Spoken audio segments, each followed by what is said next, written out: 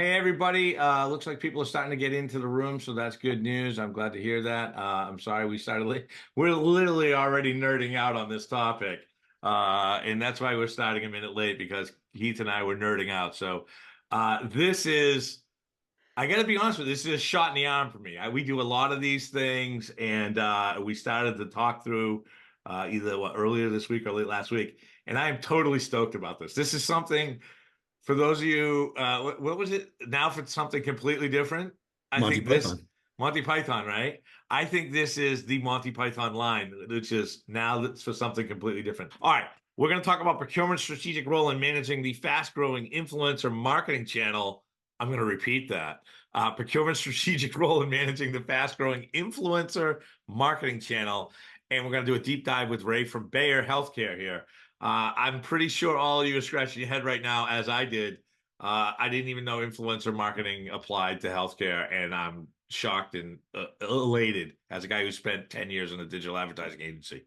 All right, so without further ado, why don't we start, Keith, with yourself? Keith, tell us a little bit about Linqia, right? I think I pronounced that correctly. It's kind of like, I got to think Expedia in the back of my head with the IA at the end. Linqia. Tell us a little bit about Linqia because this is new for our community. Tell us a little bit about your role and a little bit about what Linqia does so that we all understand the linkage between Linqia, no pun intended, the linkage between Linqia and influencer marketing, please. Yeah, of course. Happy to. Good to meet everyone. So I just to give some background, I actually come from Unilever, so I spent a long time on the CPG side.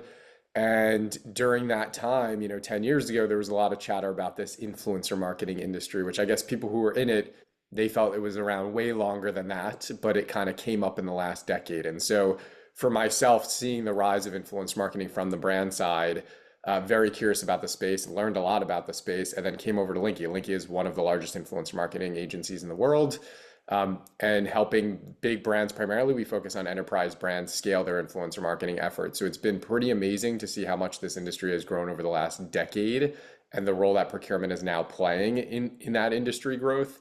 And so a big part of my job, I run strategy and growth here at Linqia, is to educate the industry and to advance the industry. Obviously, it's just like when I was at Unilever. All of our brands were the top one or two in the category. If the category grew, we grew. Our mentality is we're one of the top players in the influencer marketing industry. If the category of influencer marketing grows and people understand it better and they understand how to invest behind it, we therefore grow with the category. So it's all about education for us. Yeah, I got to be honest with you. Influencer marketing. When I left Publicis Group, I worked at Digitas and I was part of all that. And then I was with Publicis Group, the holding company. And when I left, my first client was Gary Vaynerchuk of all people, right? And if you don't know who Gary Vaynerchuk is, he's basically the Jesus of digital marketing. And he is that way all the time, by the way. I can tell you that. It's not just a show. And his big thing is he trades in what he says is attention. And attention primarily comes from digital marketing, right? He said something really interesting at the beginning of this, right before we turned on. He said, I get most of my financial intelligence from my background from TikTok now. I mean, listen, I'm looking to sell my house. And somebody told me the other day, hey, there's a way for you to personally sell your house. And I immediately went on YouTube and TikTok and was like, how do you sell your own house, right? I mean, it's amazing how much influencer marketing is, and the scope of it. So I'm really nerding out on this because this is such a new topic for me. Ray, tell us a little bit about yourself. Tell us a little bit about what's going on with your organization over at Bayer Healthcare. What your responsibilities are would be fantastic. Very well. So, um, again, my name is Raymond Croce-Galis, and I'm at Bayer Consumer Healthcare. So, one of the reasons we're able to do influencer marketing, even though it's a regulatory, we do self-care products for the OTC space, meaning you don't need prescriptions. So I think that's a little edge, whereas the pharma side might be a little bit more serious on the regulatory. Um, I've been here for about 12 years, all marketing services, conducting strategic sourcing, all categories, all business units. And Cool. currently my new role for the past few years, I've been actually the North American business partner for our in-house media teams. So a Sweet. lot of MarTech, a Yep. lot of programmatic. Yep. Um, Yep. There's people right now scratching their head going, what the hell is programmatic? sorry. No, don't worry about it, man. That's Don't the worry. If I next, didn't work at that's the next Digitask for topic. 9 years, I wouldn't know, right? Programmatic is the programmatic purchasing of digital ad space. Real-time Essentially, bidding. right? Real-time bidding. Think of Google Ads. Well, actually, it is Google Ads. So Google Ads as well as other ads. In a gigantic, massive NASDAQ style platform that lets you buy all this stuff. All right. Let's. Geez, where do I want to go with this? Let's start with influencer marketing as a whole, right? Let's and Keith, give us as a supplier of a platform that helps influencer campaign management and things like that. Kind of give us your definition, because marketing and advertising spend is massive, right? There's all sorts of things. Influencer marketing to me is still kind of in its infancy, other than if you're selling makeup and you've got people on TikTok, or you're doing open reveal packages on clothing, or I don't know, stuff like that. And I hadn't even really thought about, hey, the guy who's teaching me how to do a reverse mortgage is actually influencer marketing for some mortgage firm that he at the bottom says click to, right? Yeah. You don't really, it's very subtle in a lot of ways. Hey, this could be deemed influencer marketing because Procurement Foundry is having you on today and we're talking about you.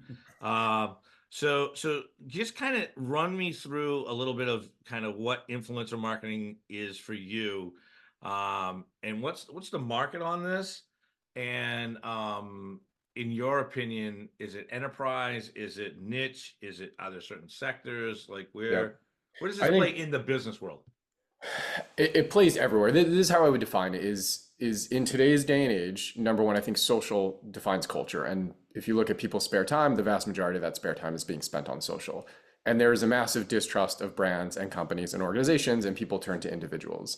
And in the world of social media, these individuals have built followings and engaged communities, and they have a lot of influence with those communities. And so as brands, if you want to be part of culture and influence consumers, you pretty much need to have a social first mentality. And if you have a social first mentality, creators run the world on social media. And so they could be your most effective and efficient partners in spreading your message and reaching consumers. And that's why we've seen, I mean, this is insane. It's gone from a sub-billion-dollar industry to 4 to 7, some quoted at 10 and 20. We're talking about a massive, massive industry. And then just to set the record, you may hear the word creator economy out there. That's the entire economy that powers these creators and influencers. And then when we talk about influencer marketing, it's more of the brand partnership space of that realm. So how brands partner with these creators and influencers to do brand partnerships. And I think why we're here today is it used to be a test and learn type of thing 5-10 years ago. Brands would test, they'd spend 50K, 100K, do these little tests and work with a bunch of creators, and they would do it on their own. Now it's such a big part of every brand strategy. And you mentioned it's not just consumer goods brands, it's financial services, healthcare, automotive, that they're now spending a lot more money on it. And they're trying to work with much fewer partners. So they want to adopt now this AOR style model in that industry. And now procurement is coming along for the party. And so that's why we're having this discussion now, is the number of procurement people I deal with is more than I've ever dealt with before in this industry, which I think is a very good thing. But then we do need to educate on what is this industry? How does this model work? Yeah, I'm going to come back to you on that in a minute as to the shift of how now you're talking to procurement people versus in the past. I'm sure you were talking to somebody in the office of the CMO or something below that. Ray, you gave me some slides. Thank you so much. I really appreciate it. I'm gonna turn some of those on so you can talk to those at the same time about what you think is influencer marketing, and we can talk a little bit too about the maturity levels of the organizations. In fact, I want to ask in the chat right now. First off, everybody can see my screen, I think, if you can see my screen. And at the same time, I want to ask the people in the audience, how are you managing marketing and advertising right now inside of your procurement organizations? Are you a lone wolf that you're responsible for everything, and it's just one of the other 9 categories?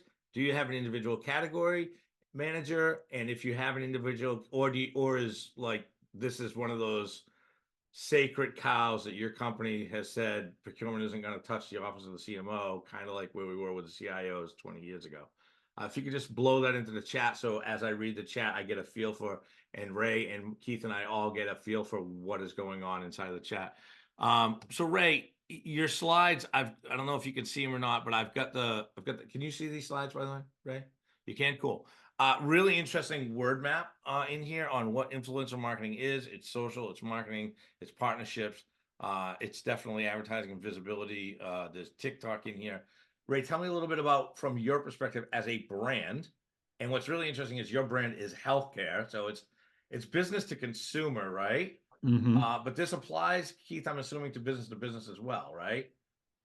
Awesome. Glad to hear that. So Ray, give me a little bit about what you think influencer marketing is. He's got a couple slides. I'm going to bang through them and cut back and forth here for the audience. So for influencer marketing, you have to follow the trends. So we know that probably post-COVID, there was an explosion of platforms. Yep. Instagram, TikTok, YouTube, Facebook, Snapchat, blah, blah, blah. And it's a way for influencers to like chat with your audience. But you also saw the growth in media users. I think 268 million people in 2020. It's now up to 300 million, which already surpasses linear TV viewing. So you're already seeing a trend in the culture, as Keith was talking about. People are spending more time online. I think in the US, it's like 2 hours a day just on social media. So that's where your audience is shifting. So we want to be proactive and be there with them.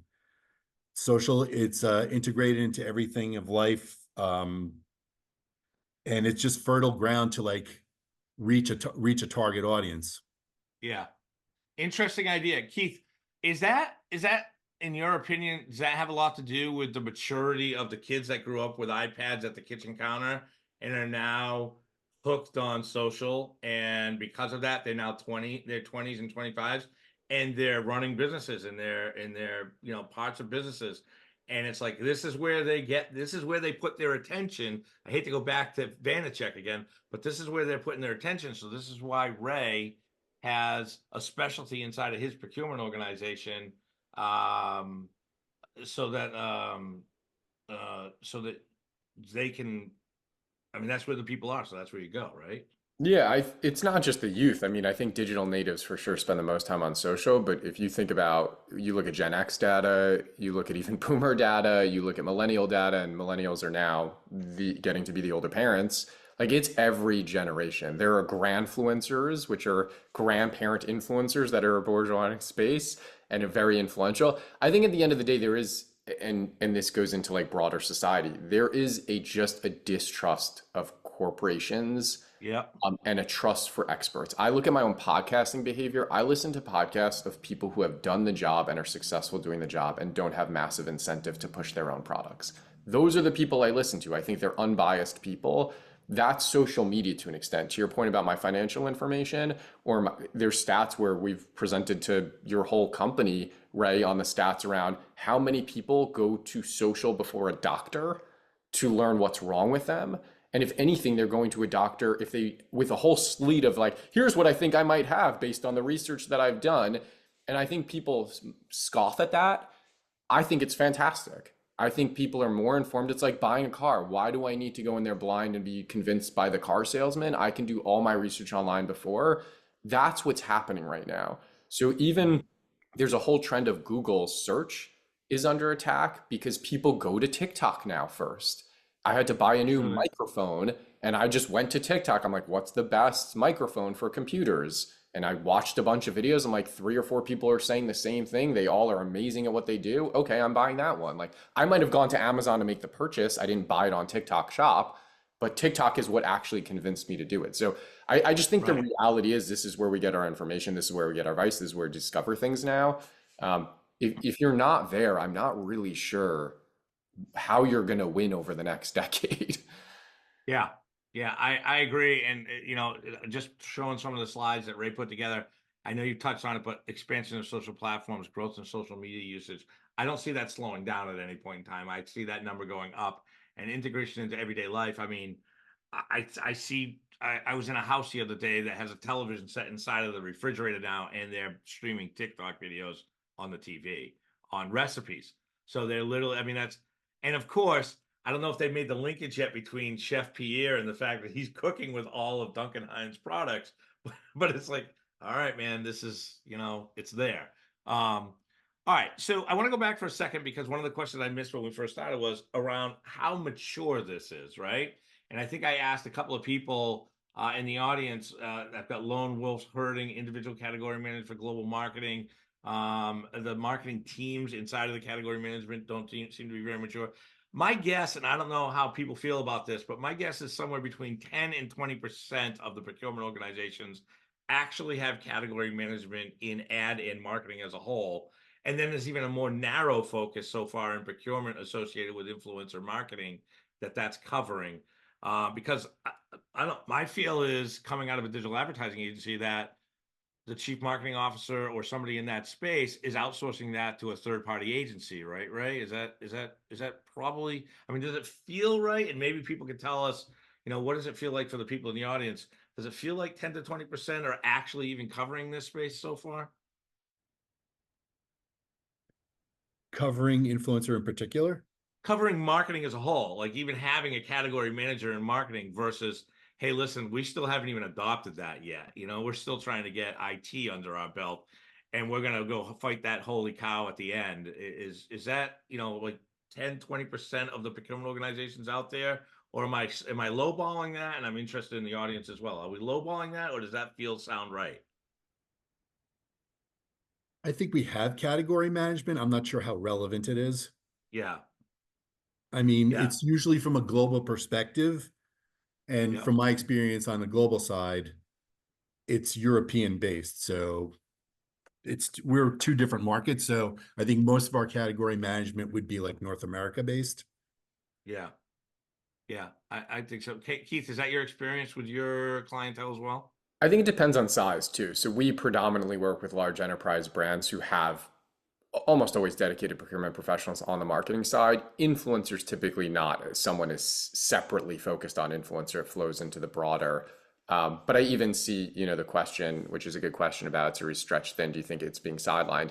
I think it definitely was being sidelined. I don't think it's being sidelined anymore. And I think it's for a few reasons. One, for some of our clients, 50%, upwards of 80% of content that the entire company uses is being generated through influencers and creators.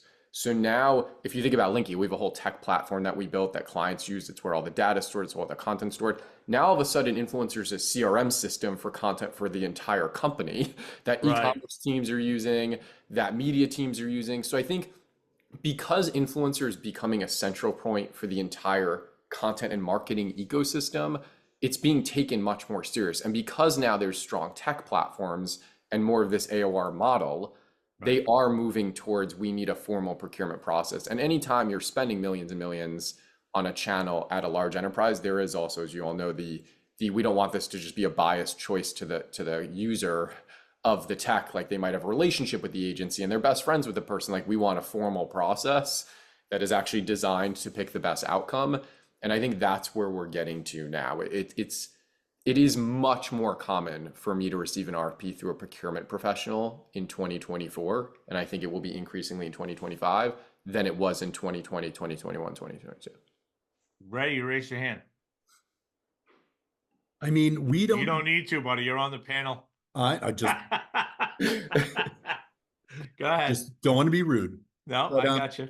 we when I took on this project, we didn't really have a specialist in influencer. This was something Yep. that we built from a cross-functional team, that we had our communications, some of the brand folks, regulatory, our analytics and insights team.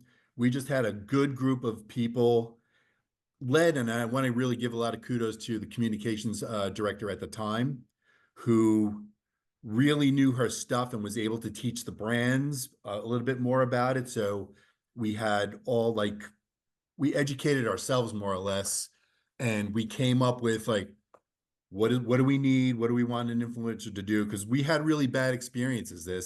As Keith was mentioning, I think it's a low spend. People are afraid to like dip their toe in the water. So we had, agencies that we had AORs that said they could do it. Then everybody and their parents, once the money started coming in, oh yeah, we do this too. We had some good ones that were acquired by others and lost their passion, and PR firms that just really wouldn't move the needle.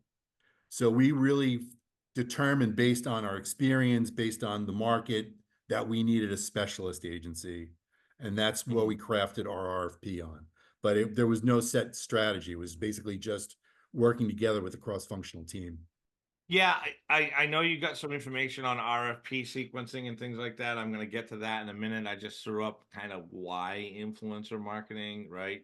Diverse content formats, micro and nano influencers, which that's a whole nother thing. I guess I'll ask the audience again, once again, is there anybody in the audience right now that's managing marketing and advertising and spend that is actively involved in the influencer portfolio management, right?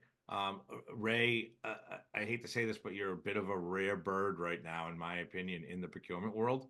I see it growing because as Keith mentioned, it's a $20 billion industry right now. It'll be a $100 billion industry in 5 years, right?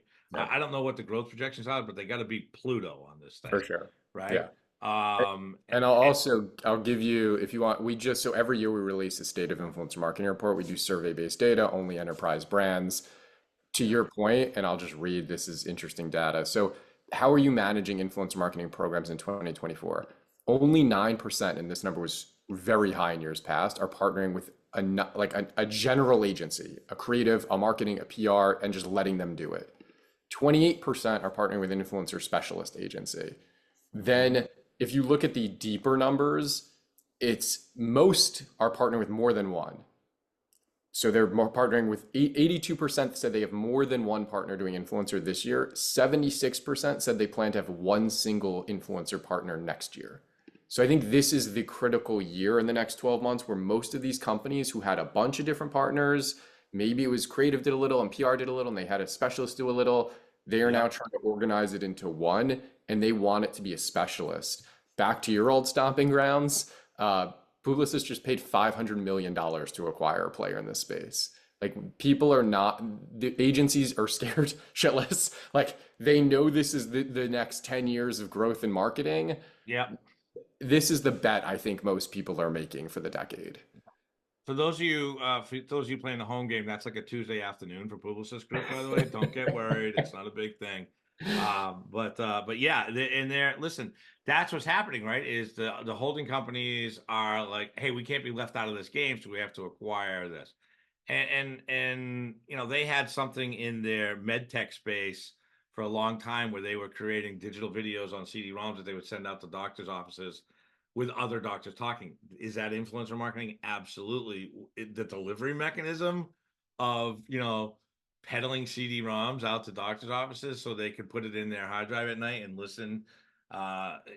Innovative. The Publicis Healthcare Group was very, very smart people.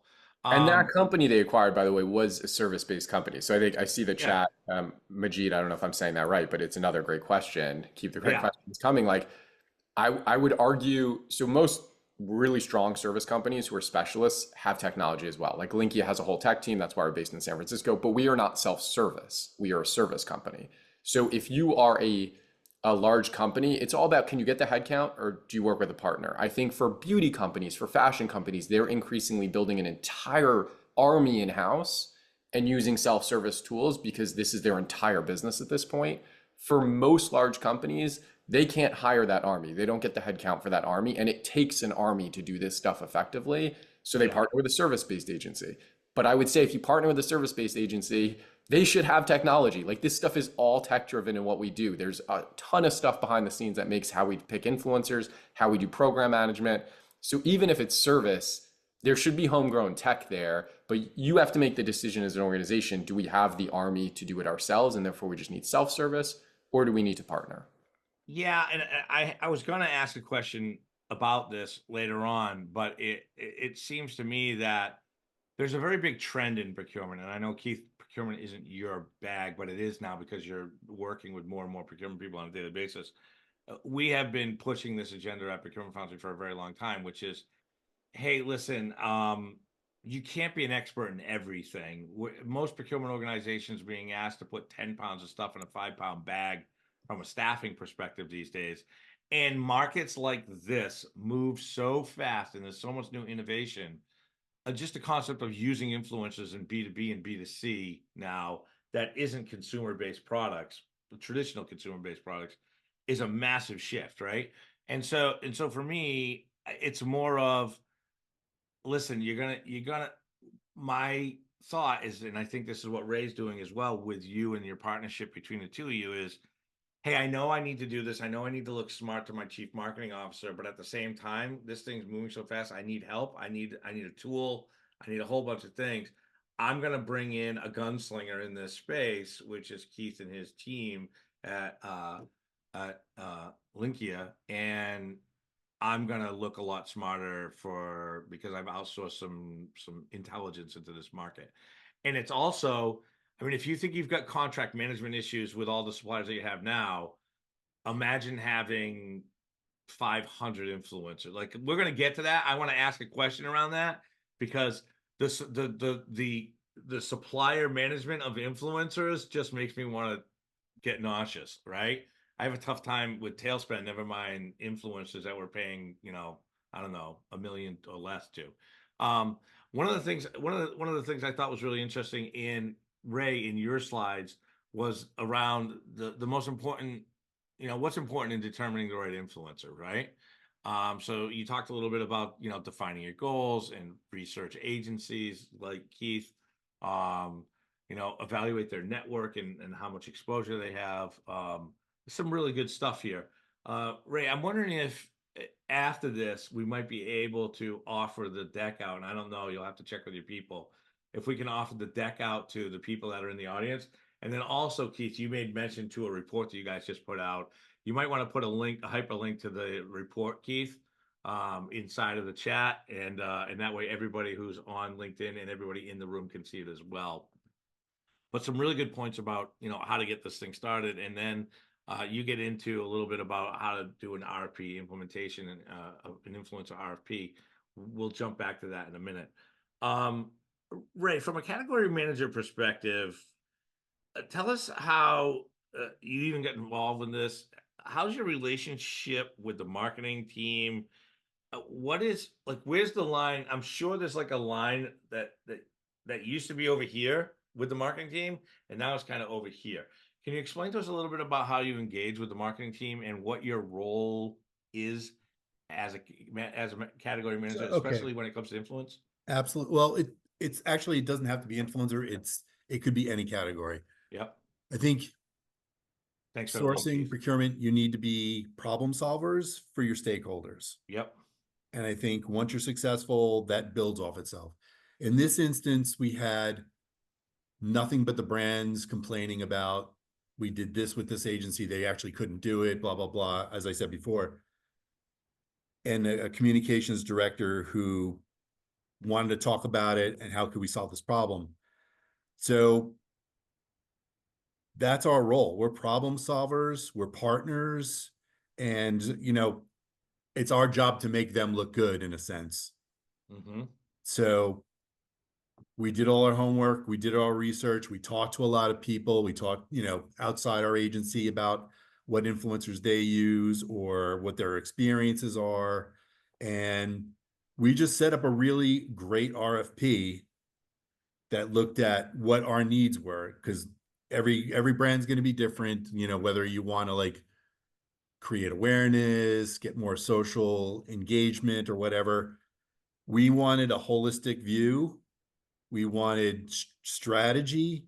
We wanted creative. And most importantly, we wanted metrics that aligned with our company metrics. So yeah, I think we're one of the only companies that actually does like UMM, Unified Marketing Measurement. Yeah. And I think, Keith, in your report just like recently, only 6% people use it on influencers. I'm glad to say we're probably that 6%. So, Yeah, you're at the top of the bell curve on that. but we need that, if we want funding for this moving forward, we've got to show that it presents a value, there's a return Yeah. on investment, and our brands are growing. And I think what we put into the RFP, which was in stages, from start to finish, basically addressed the need that we had, and we were successful in getting it done. Yeah. But Keith, this again, is it was a all. team effort. Yeah. Yeah. I like the idea a lot. I think, listen, I mentioned at the beginning, marketing tends to be the sacred cow that nobody. I think somewhere on my body, I have a tattoo that says procurement will be inhibiting our creative process if you talk to us, right? Just because I was running procurement for 127 agencies at one point in time, I'm pretty sure I haven't scrubbed that off my body yet, but it's like, please don't inhibit our creative process with your purchasing workflows. And I'm like, right, all right, cool. Keith's smiling. He's like, I think he's heard that before. But I mean, that's all part of the rebranding process for procurement. You see Absolutely. procurement come in, they're like, oh, they're going to take our budget away. And it's like, no, Yeah. we want to Yeah. enhance your budget. Yeah, they put the And kegulator away, and they put the Cliff Bars away, and they put the funky markers that they use on the whiteboard away, and they're like, nothing to see here, nothing to see. Nothing to yeah, see. exactly. It's like, we're here to help. Yeah, we're actually here to help. So Keith, we talked a little bit about the engagement model. This is all data driven, right? I mean, you talk about a lot about what's going on here, but Keith, tell us a little bit about the fact that this is really data driven, the segmentations, the influencers. There's a question on the chat right now around transparency, transparency in media purchasing. I mean, influencer payment is really nothing more than media purchasing. It's a different animal, but you're still paying somebody for media time, right? There's always been a problem with media transparency. It tends to be a little bit of a black box. So I'm assuming that your organization and your product set offers a lot of data availability to the Rays of the world. And because of the data, now you can, information is data, data leads to business decisions lead to value, right? That's Yeah. the mechanism. Yeah. Tell us a little bit about that. Well, this is also why I think procurement plays such a critical role here. And the model and educating on the model is so critical, because if you think about influence marketing, you have talent who are creators.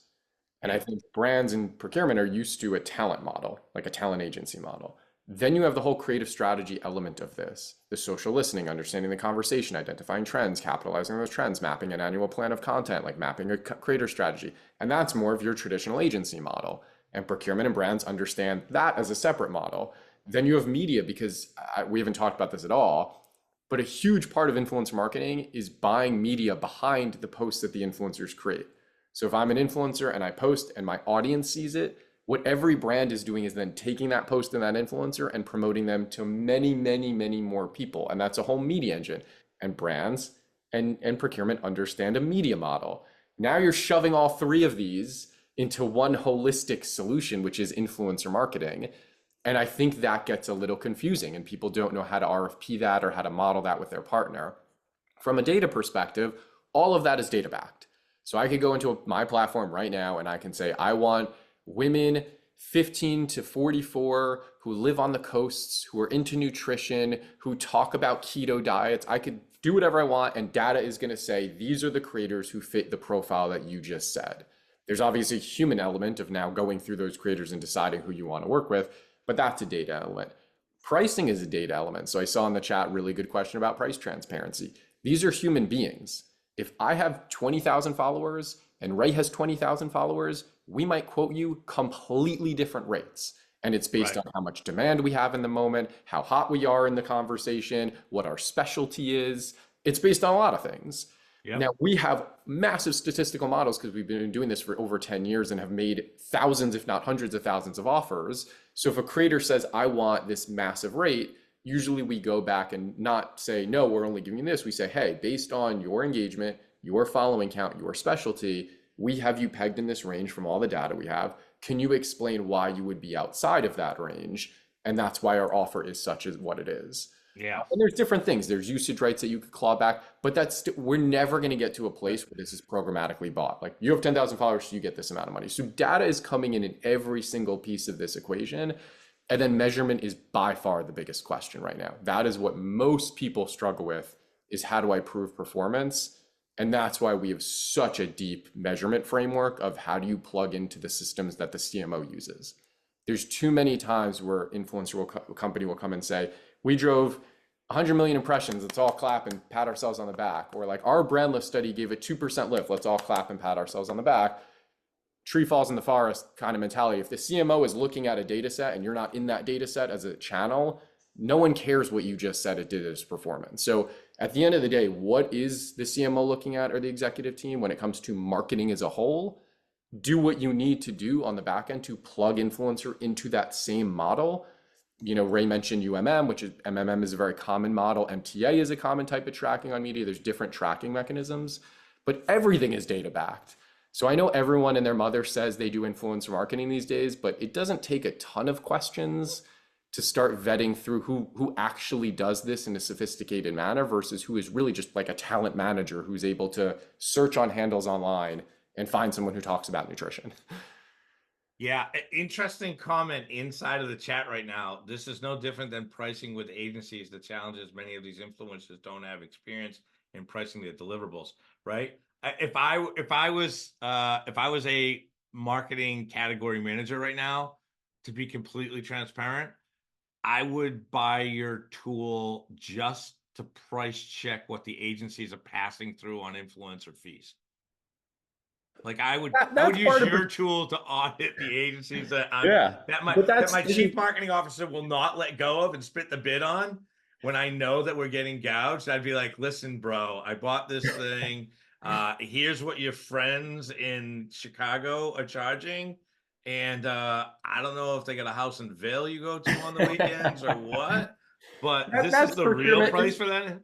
That's part of procurement's job, though, working, non-working, negotiating that up in the partnership up front, how the money is going to be spent with the agency partner, everyone agreeing and feeling good about those are the buckets. This is how much goes to media. This is how much goes to talent. This is how much goes to measurement. This is how much goes to the agency for the management of it. So I think that's part of the procurement role.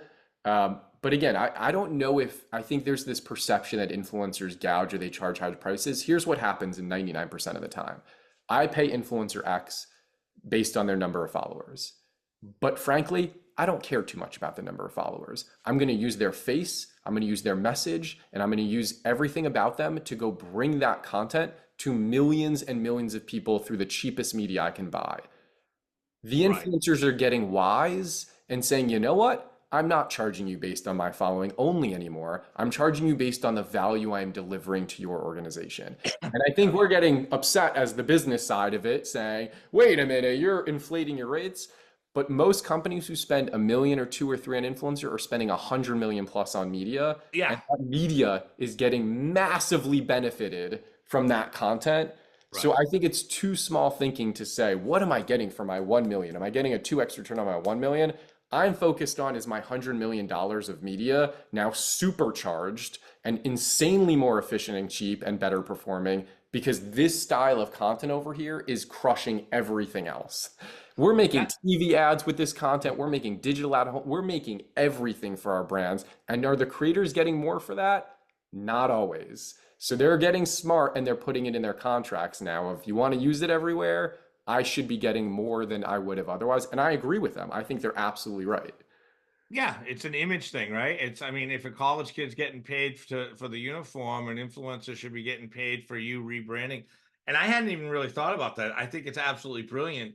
It's kind of like, hey, in the old days, you used to go out and make a commercial and you paid a production company to make you a commercial. And essentially what you're saying now is, hey, my production company actually has its own following and I'm getting a benefit from that. But then I'm taking the final product and I'm now buying the media and exposing that to like this webinar. I'm gonna dumb this down to this webinar. Okay, so this is webinar. Linqia is supporting Procurement Foundry. We really appreciate that. Linqia could take this webinar now, because you get the content, and run an ad campaign on LinkedIn for everybody that's in marketing and advertising to understand how procurement runs that, for everybody who wasn't here. I mean, we got 35, 50 people here, but there's 1,000 people out there that do this, and that's how you do it, right? Very cool. Very, very cool. All right. Wow, that's so, this is, I'm totally geeking out on this, because We talk a lot about, and Ray, you understand this. We talk a lot about procurement is often looked at, Keith, as paper pushers, right? We're not very strategic. We don't think outside of the box. We don't bring a lot of value to the company as a whole. The stakeholders think we're just, I don't know, some nerds down the hall next to the tax department, right? But this is real strategic thinking. This is getting out of the tactical and getting into the strategic mindset and bringing real good ideas to your marketing team to make those bonds, right, Ray? Yeah, and I think one of my advantages, I come from the marketing side, so I speak their language. So I think there's a trust element there that not everybody on procurement probably has. So that's Yeah. probably why I'm invited more to like these projects. Yeah. But I Yeah. want to get back, I just want to get back to Go Keith's ahead. point about the residuals. You're a creator that you're actually you're just like expanding their usage.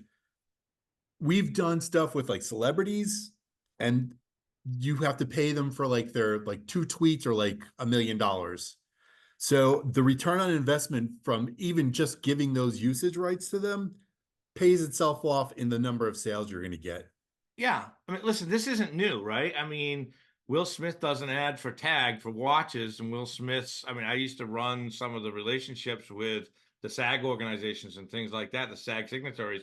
Will Smith gets a sitting fee to do an ad for the thing, but then he gets residuals off of every time his image is used in that ad, right? So this is nothing new. Correct. What's new in that analogy is, I used to do sports marketing and we did celebs. There was a Yeah. list of A-list A-list athletes, B-list athletes, and that list had an end. We're talking millions and millions of people with followings. How the hell are you going to know who to work with? How do you Right. know where your money is safe with, what your best spend is? Yep. That's the art here and the science with the data of that's what's hard. There's no, I recognize them from the show and they're hot right now. The people who are the biggest creators in the world, I would bet everyone in this call, including myself, won't even know who they are because this is who the kids follow and here's who they trust. Like, it's not as simple as we all recognize the face on the slide and we approve and we think spending a lot of money is worth it. There's a lot of data needed to justify if none of us are going to know who these people are. Yep.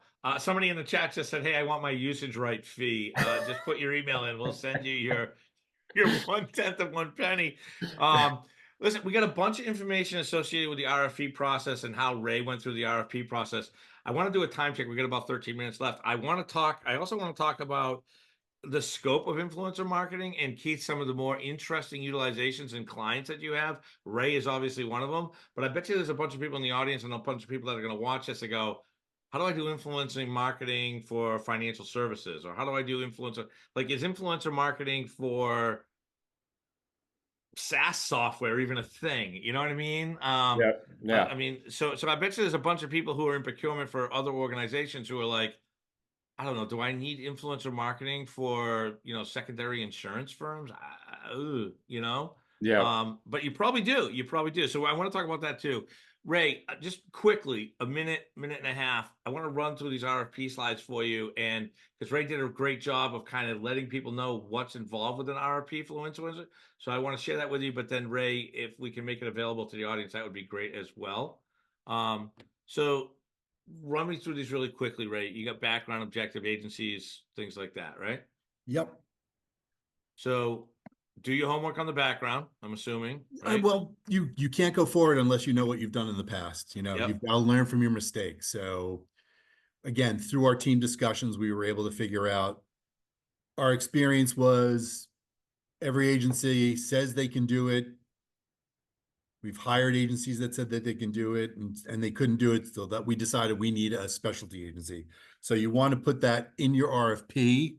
Yep. Just to know where we're coming from. So an example, historically, we've engaged with a variety of different agencies, mixed results, including questionable content, poor to non-existent measurement data, or lack of retail connections.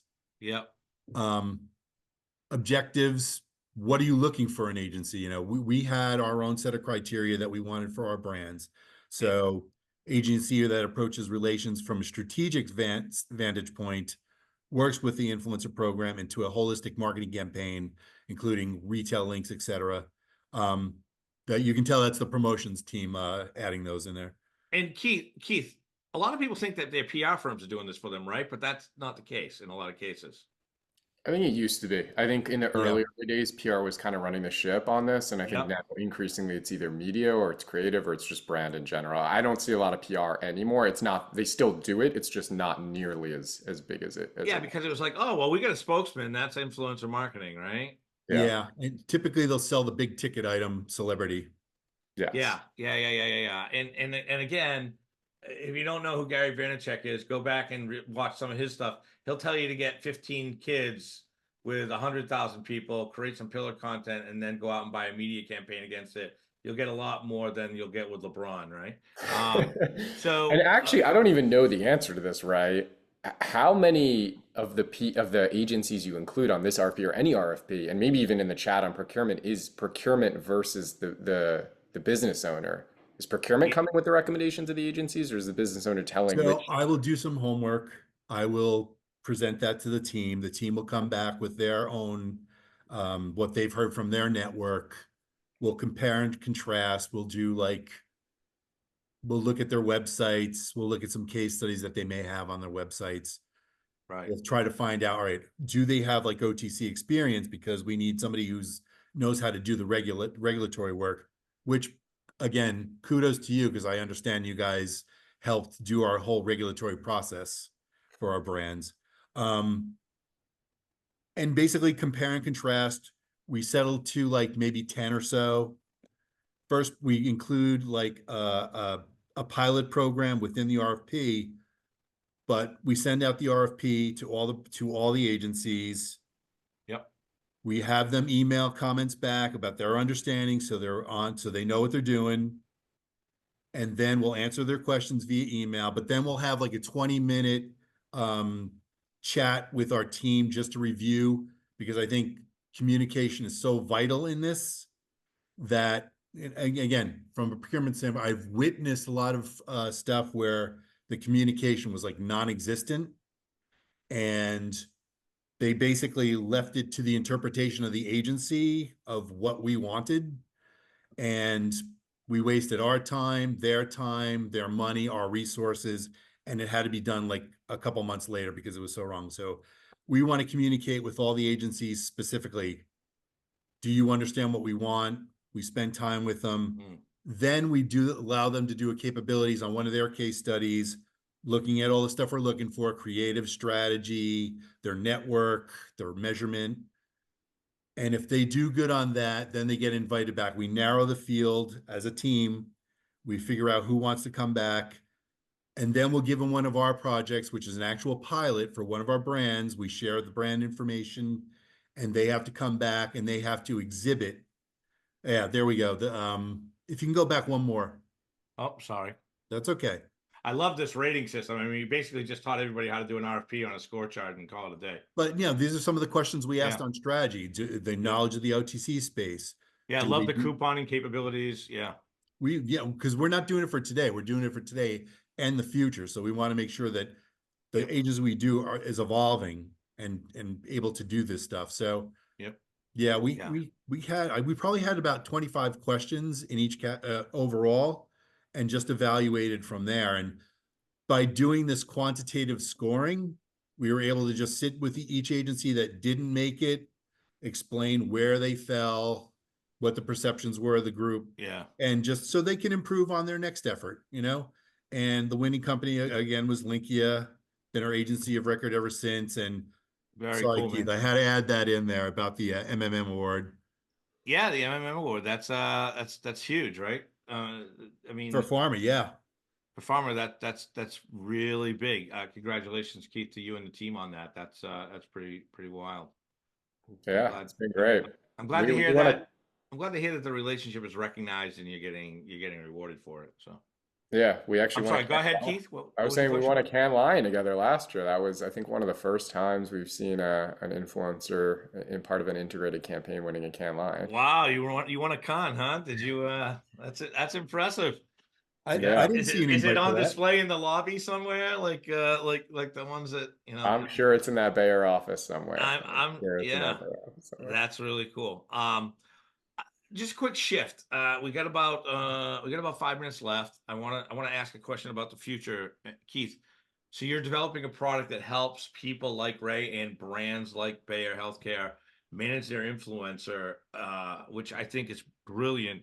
All data driven about, how much you should spend and what their influence is and what categories, quick lookups and return on investments. And I think you even said you do the asset management side of it as well, which I think is really cool because asset management library tools are ridiculously expensive. Yeah. So if you could save some money on your influencer assets and not put that into your, I think it's Lighthouse or one of those things, or whatever it's called, you'll blow your brains out if you look at the price of one of those things. Because I had to do one. Where's the future of this going? I guess that's my big question. Where's the future of this all going in your opinion as a solution provider?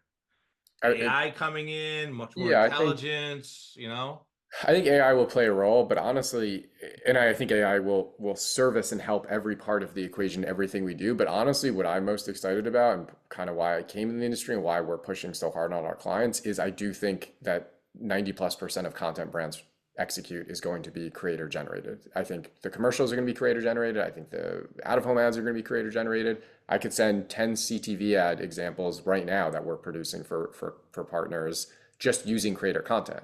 I mean, I have CTV. I have YouTube TV. I don't have cable.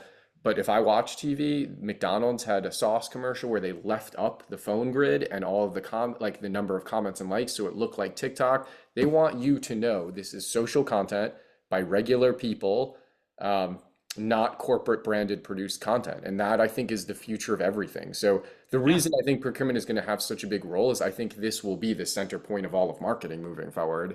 Every content is going to come from creators. And that's why I think the role is going to be so important to have a partner that could do it, to have a process that could support it, et cetera. So even all of what Ray said, I'll have to put it in the chat too. What we've been talking to procurement, we made a whole RFP guide, like an out of the box, download it. You can now RFP anyone you want.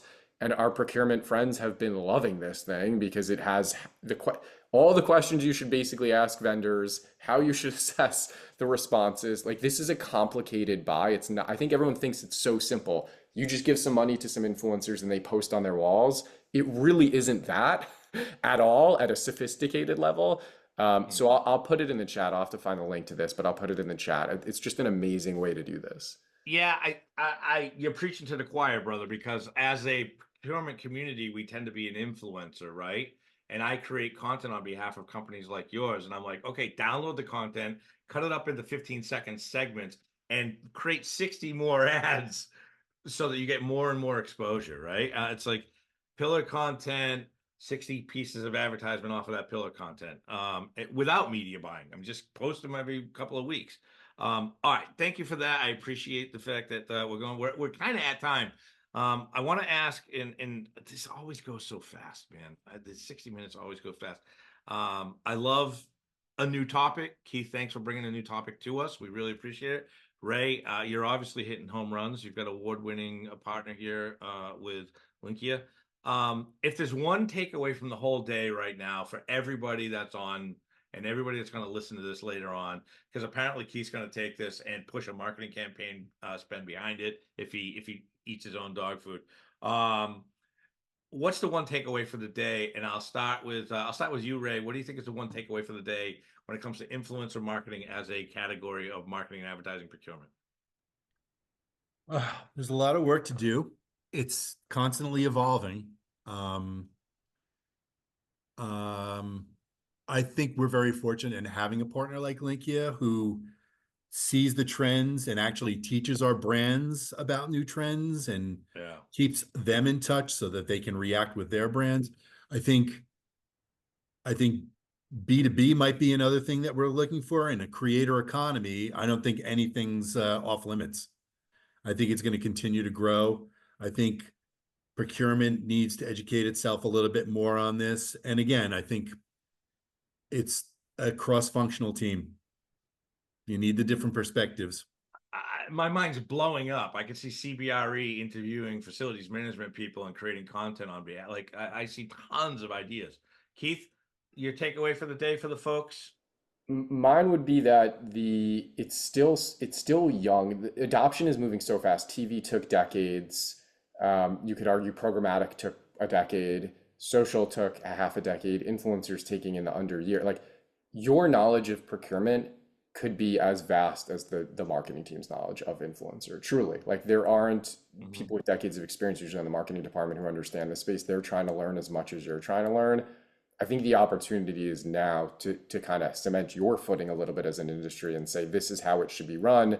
We understand the process, we understand the industry, and if anything, they're not going to be as cemented in their old ways of working. They're going to say, "Great, I'm not understanding it fully either." So the more you're coming with solutions, the more I'm just going to take them. So that would be my main takeaway. And I want to hear, obviously, from everyone else. We talked about this is mostly us talking. So I know we're doing that closed door virtual roundtable next week, I think on the 29th at, I Mhm. believe, 9 my time, noon Eastern. So Mhm. that's more of the opportunity for you all to come and ask questions and you tell us what the takeaways are, what you need to learn, how do you get better. So I want to Yeah. hear from this community as much as I want to like educate the community. But I'm really glad we did this because I think there's so much for all of us to learn. Yeah, I agree 100%. Listen, we're at 2 o'clock. Thank you so much, guys. I really appreciate it. Thanks to Linqia for the continued support. We really appreciate it. And I look forward to getting more information about this space soon. It's massive. It's big numbers. You can move the needle. You can look really intelligent. There's nothing I don't like about this. Uh, I'm going to leave with the one takeaway. Keith said it. Social defines culture. If you're looking to drive culture in your organizations, driving a little bit of social influencer inside of your organizations and looking hyper smart, that's the way to go. All right, everybody. Thank you so much for your time. I really appreciate it. Keith, thanks again to the team. Ray, thanks for all the information and Thank you. awesome stuff, man. Great. Yeah, Thanks, guys. thanks. Thanks, Ray. Thanks, Foundry team. Thanks, Take everyone. care.